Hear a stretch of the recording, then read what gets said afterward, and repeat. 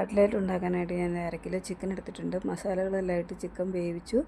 അത് മിക്സിക്കകത്ത് ചെറുതായിട്ട് പൊടിച്ചെടുത്തു. 2 പൊട്ടറ്റോ നന്നായിട്ട് പൊടിച്ചെടുത്തിട്ടുണ്ട്. 2 സവോള, ഇഞ്ചി, വെളുത്തുള്ളി, പച്ചമുളക്, കറിവേപ്പില എല്ലാം കൂടെ വഴറ്റി അതിലേക്ക് പൊടിച്ച് വെച്ച ചിക്കനും ഇട്ട് പൊടിച്ച് വെച്ചിരിക്കുന്ന പൊട്ടറ്റോ ഇട്ട് നന്നായിട്ട് ഇളക്കി യോജിപ്പിച്ച് അത് കൈകൊണ്ട് നന്നായിട്ട് കുഴയ്ക്കണം. കുഴച്ച് കട്ടയൊന്നുമില്ലാതെ കുഴച്ചെടുക്കണം. പൊട്ടറ്റോയുടെ കട്ടയായിട്ടൊക്കെ കിടന്നിട്ടുണ്ടെങ്കിൽ കട്ട്ലേറ്റ് പൊട്ടിപ്പോകും. അപ്പോൾ കട്ടയൊന്നുമില്ലാതെ നന്നായിട്ട് കുഴച്ചെടുത്തിട്ട് ഒരു 3 മുട്ട എടുത്ത് നന്നായിട്ട് അടിച്ച് നമ്മൾ എന്നിട്ട് റൗണ്ട് ഷേപ്പിലോ ഓവൻ ഷേപ്പിലോ ചെറിയ ചെറിയ ഉരുളകളാക്കി എടുത്തിട്ട് എടുക്കുക.